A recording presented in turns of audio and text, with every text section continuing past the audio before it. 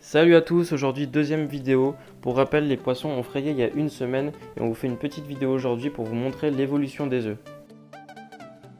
Petite complémentarité par rapport à la dernière fois, comme on n'avait pas assez d'œufs, on a décidé d'en récupérer d'une femelle blanche et on a choisi 3 mâles qu'on a sélectionnés.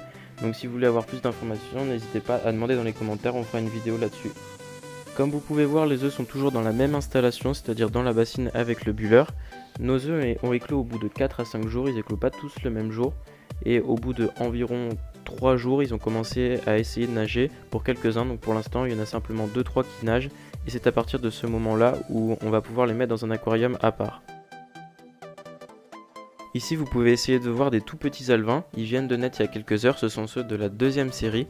Donc au début, 2 jours, c'est énorme parce que niveau nourriture, nage libre et éclosion, il va y avoir des grandes différences. Mais par la suite, 2 jours, ça va vraiment pas être grand-chose. Donc on va pouvoir les mettre ensemble. Les alevins que vous voyez dans ce bac sont les œufs qui étaient présents dans la première vidéo, c'est-à-dire les œufs qu'on avait récupérés dans le support de ponte en laine placé dans le bassin. Ils ont éclos depuis environ 5 jours, peut-être 4 jours pour les plus jeunes. Et depuis le début, donc on a simplement laissé le buller et le bleu de méthylène. Alors maintenant, qu'est-ce qu'on a fait depuis leur naissance? Donc, mis à part les regarder, nous n'avons rien fait tout simplement parce que les alevins sont dotés de ce qu'on appelle un sac vitelin. C'est un sac de nutriments qui va leur permettre de se nourrir sans apport extérieur, c'est-à-dire que nous n'avons pas besoin de les nourrir pendant une période d'environ 3-4 jours. Donc cette période va être une phase assez stationnaire pour eux, c'est-à-dire qu'ils ne vont pas nager, ils vont rester soit sur le sol ou soit collés sur les vitres. À la fin, lorsqu'ils auront consommé tous les nutriments dans le sac vitelin, on pourra appeler la phase la nage libre. Ils vont alors essayer de commencer à nager. C'est le stade que nous avons sur les alevins de la première série. Attention, étape très importante, c'est la nourriture.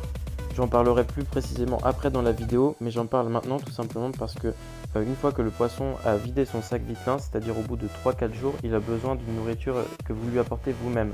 Donc pour cela, il faut commencer à songer préparer la nourriture dès les premières éclosions, parce que les Noplidartemia mettent environ 3 jours à éclore et à être mangeables par les alevins. Donc c'est pour ça qu'il faut que vous préparez la nourriture dès les premières éclosions. Maintenant, il faut installer un nouvel aquarium. Alors comme vous pouvez voir, il n'est pas très grand, il fait seulement 15 litres, mais il va seulement servir pour les premières semaines des alevins. Quand est-ce qu'il faut les mettre dans l'aquarium? Alors, il y a 2 solutions possibles. La première, c'est vous les mettez quand ils commencent à atteindre la nage libre pour pouvoir les nourrir dans de meilleures conditions. Et la deuxième, c'est quand vous êtes contraint de les mettre dans l'aquarium parce que la bassine commence à se polluer. Pour rappel, la bassine n'a aucune filtration, donc vous allez voir que les œufs vont commencer à pourrir assez rapidement et il va falloir vite les déplacer de l'autre côté. Il y a 3 points indispensables pour que le transfert se passe bien entre la bassine et l'aquarium. Premièrement, il faut que l'eau mise dans l'aquarium vienne du bassin. En effet, il faut que les paramètres de l'eau soient quasiment identiques à ceux de la bassine. Ça permet de ne pas trop les choquer à leur arrivée. Deuxième point très important, c'est la température. En effet, pour éviter le choc thermique, quand vous déplacez un alevin d'un bac à un autre, il faut veiller à ce que l'écart de température soit le plus faible possible. Pour cela, vous pouvez utiliser soit une bouteille coupée ou un sac en plastique. Vous le prenez avec l'eau du premier bac, vous le déposez dans le deuxième en laissant flotter ou reposer sur un bord et vous attendez 15 à 20 minutes pour que la température soit vraiment la même. Petit point à noter concernant la température, on a décidé de placer les 2 bacs à des températures différentes, le premier à 19 et le deuxième à 23 degrés pour regarder les différences.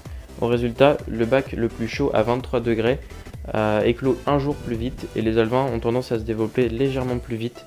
Le point négatif, c'est que comme les œufs ont éclos plus vite, les alevins sont restés moins longtemps dedans et on se retrouve avec légèrement plus d'alevins mal formés, donc un petit peu plus de pertes. Dernier point important pour l'aquarium, on a placé un filtre exhausteur. C'est un filtre qui se branche à un buller, il permet d'oxygéner l'eau et en plus il va nettoyer les premiers déchets de l'aquarium. L'avantage de ce filtre comparé à un filtre normal, c'est qu'il fait un courant très faible qui permet aux alevins de commencer à nager les premiers jours. On a décidé de vraiment limiter ce courant en plaçant le rejet contre la vitre. L'acclimatation est terminée et la température est identique, donc on peut les déposer dans le nouvel aquarium. C'est important de les mettre quelques-uns par dizaines et pas tous en même temps parce que si vous avez un problème grave dans notre aquarium, il vaut mieux se rendre compte au début et pas à la fin une fois que vous les aurez tous transférés. Maintenant la nourriture. Donc pour rappel, il faut les nourrir à partir du moment où ils atteignent le stade de la nage libre. On vous conseille de nourrir les alevins minimum 3 fois par jour au début.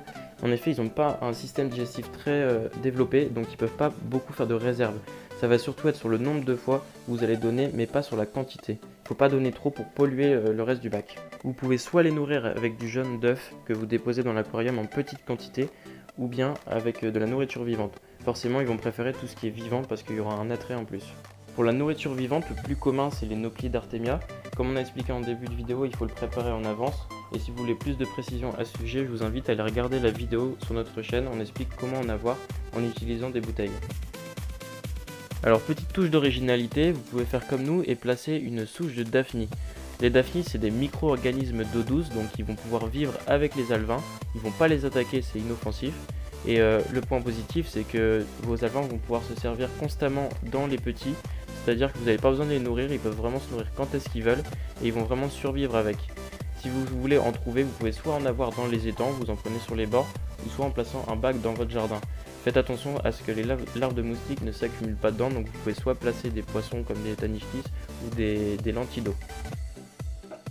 Pareil que pour les poissons, on a bien veillé à ce que la température soit identique parce qu'il risque aussi le choc thermique.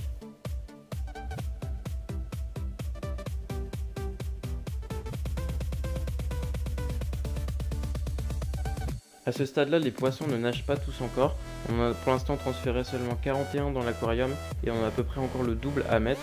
On commence à mélanger les deux séries d'œufs obtenues à 2 jours de différence. On voit que certains alevins font quasiment la taille des daphnies et si le nombre de daphnies diminue, c'est bon signe, ça veut dire que les alevins se nourrissent. N'essayez pas de décorer l'aquarium à ce stade-là, ça servirait à rien du tout. Les alevins pourraient se coincer dedans et il vaut mieux rester sans décoration au début et peut-être en rajouter par la suite. Et c'est déjà la fin de cette vidéo malheureusement. Donc comme prévu, vous avez vu, on vous tient au courant de l'évolution des alevins en faisant des vidéos. On va pas faire une vidéo tous les jours parce que faire des vidéos sur les alevins qui n'évoluent pas, ça sert à rien. En 2 jours, il n'y a pas assez eu de changement. Donc je vous invite encore une fois à mettre un pouce bleu et je vais vous laisser avec cette blague de la fin. Pourquoi les poissons n'apprennent pas l'anglais? Parce qu'ils s'en fichent.